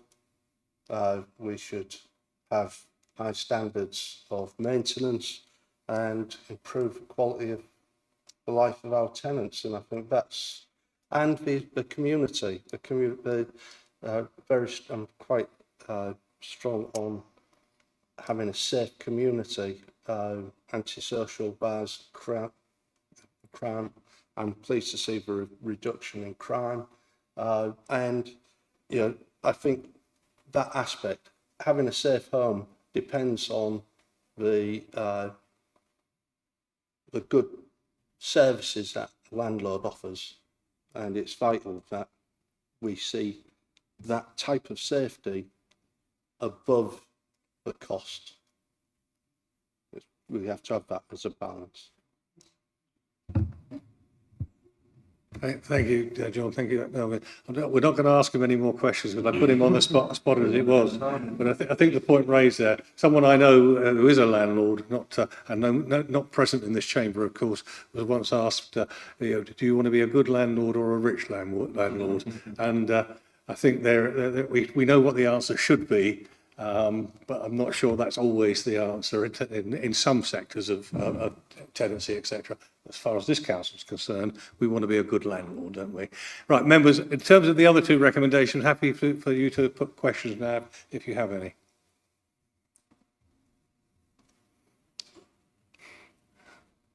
Alex. My question is a broad one on tenant engagement. With our current members, like Mr. Utley, do we have good representation all around the district with the tenant engagement groups and the different types of properties, older properties, newer developments, and different, whether you've got families, young people, older people, and a good sort of broad understanding. That's just sort of my question, so that's what I'd be interested to know.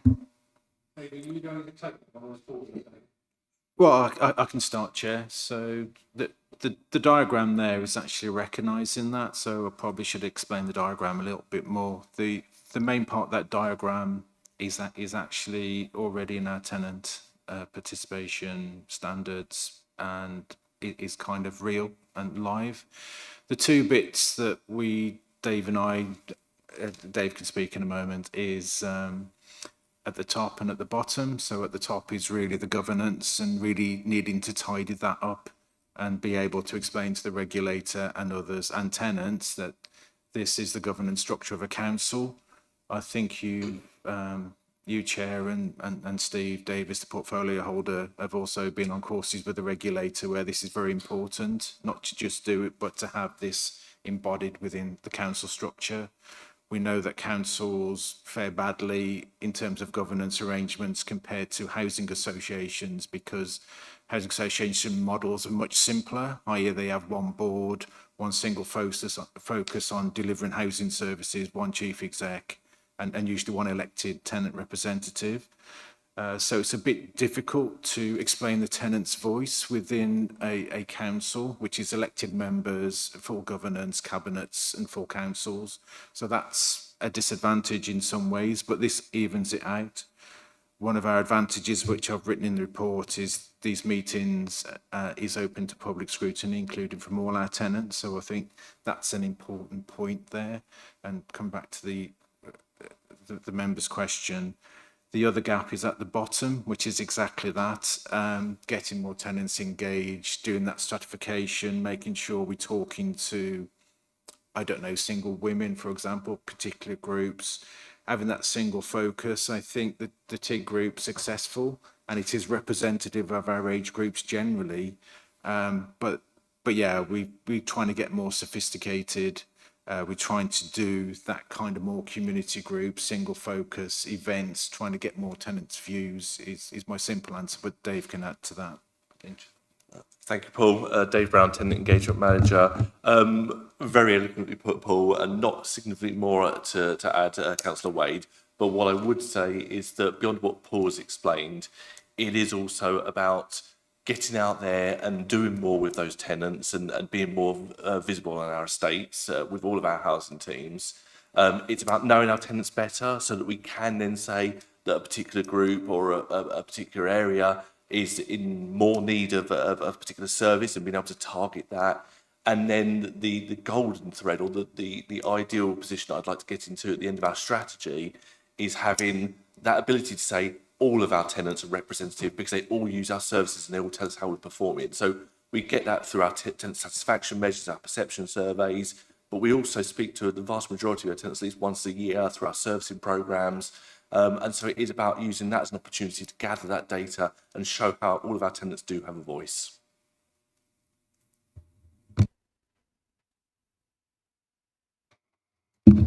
I'm kind of delighted to hear that there's various ways of engaging with our tenants and so forth. I think it was discussed here within the cabinets about maybe the generation that's not online, so that also their voice are heard. I'm sure that that's been taken into consideration. I'm going to take us to the other two recommendations. That's recommendation one: consider the Housing Department's compliance against meeting the transparency, influence, accountability standard as part of our preparedness for the inspection, and make any further recommendations to the portfolio of housing and homelessness. And I think, bearing in mind the training session that we went on, this recommendation is really important that we take this forward in the future by raising meaningful questions that look at both the pros and cons, so that we actually do improve our performance. So all in favour of that recommendation. Thank you. And the number three, to consider the tenant accountability structure as per figure 1 in the report and support adoption by the Housing Department. And I think, again, Alex asked a very valid question about that structure, which has been well explained. All in favour of that? Thank you. In which case we now move on to the star turn of the night, the portfolio holders updates. And Dan, your colleague is pointing to you to go first. All right. Yeah, it wasn't subtle. That's no problem at all. First of all, I'll start with, I've covered, well, you've heard quite a bit from community safety this evening. I think Brian did quite a detailed update there, so you're up together with what's going on. Over in environmental and regulation, as of the beginning of March, the food and safety inspections, the team, which is the equivalent of less than 3 full-time officers, had completed 667 inspections and had 21 high-risk inspections left to complete. They remain on target to complete all of these by the end of the month. Also last week, the food team received a food alert from the Food Standards Agency regarding desserts manufactured in Manchester, which may have been supplied to premises within our district that could have been contaminated with listeria. This can be harmful if consumed, particularly to vulnerable groups. The team contacted over 150 food businesses, including care homes, nursing homes and day nurseries, providing advice and requiring them to discard these products in order to protect our residents. Then environmental protection, the draft air quality strategy went out for public consultation on the 3rd of March. Within the first couple of weeks, we received almost 80 responses, and we're aware that some of the parish councils will be considering a response to these at their next council meetings. And we would encourage all to read the document and make comments before the consultation period ends on the 5th of May. Hardley Depot opened in February, and vehicle assessments are now being carried out there, as well as in Marsh Lane. This is working well and has reduced the waiting time for the tests for the taxi drivers, and they're able to sit in the waiting area and view their vehicles being inspected. It's going down very well. We touched a little bit earlier on the changes to the council with our arts and culture. We're continuing with the development with a new strategy in the district and have been working closely with key partners including Folio, the New Forest National Park Authority, Hampshire Cultural Trust and Culture in Common. The strategy and the action plan will build upon the priorities and themes for the cultural sector identified in the community workshops, and a draft will be available for consultation by the summer.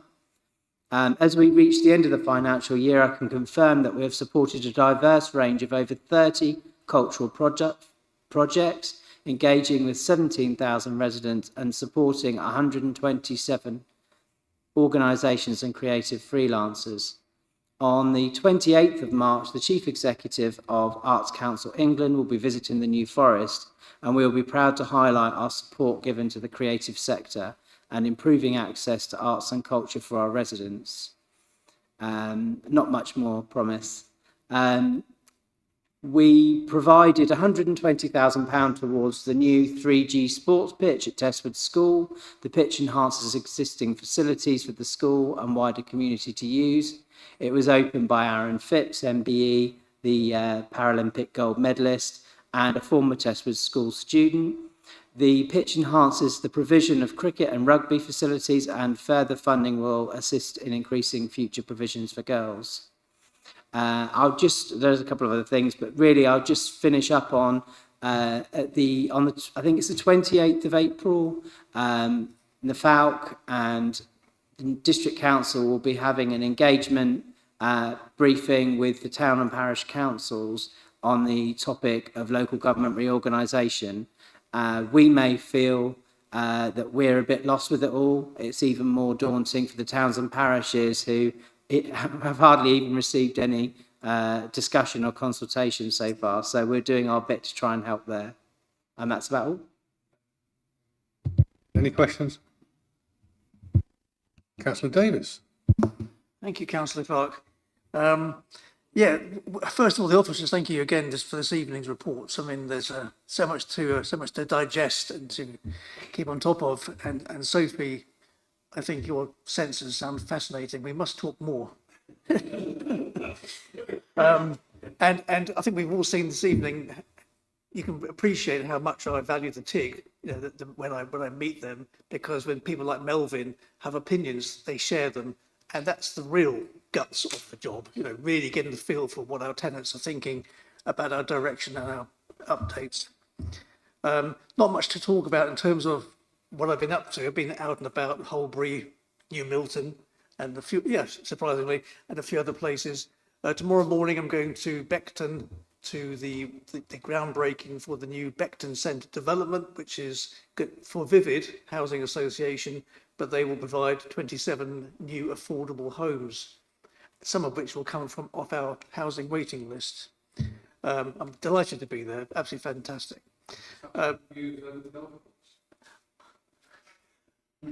No, it won't.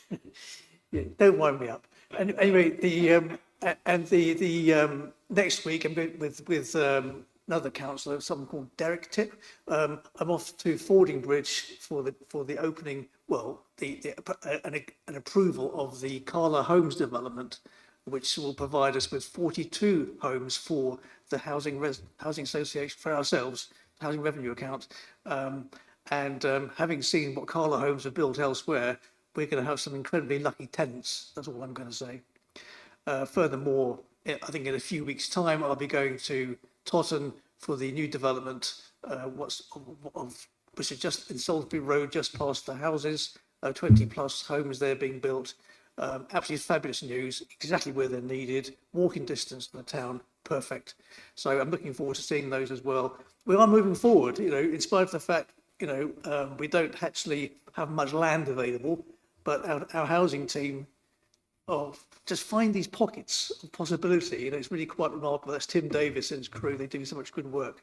There are loads more stuff I can waffle on about, but I'm not going to bother, Chairman. Happy to take any questions, of course.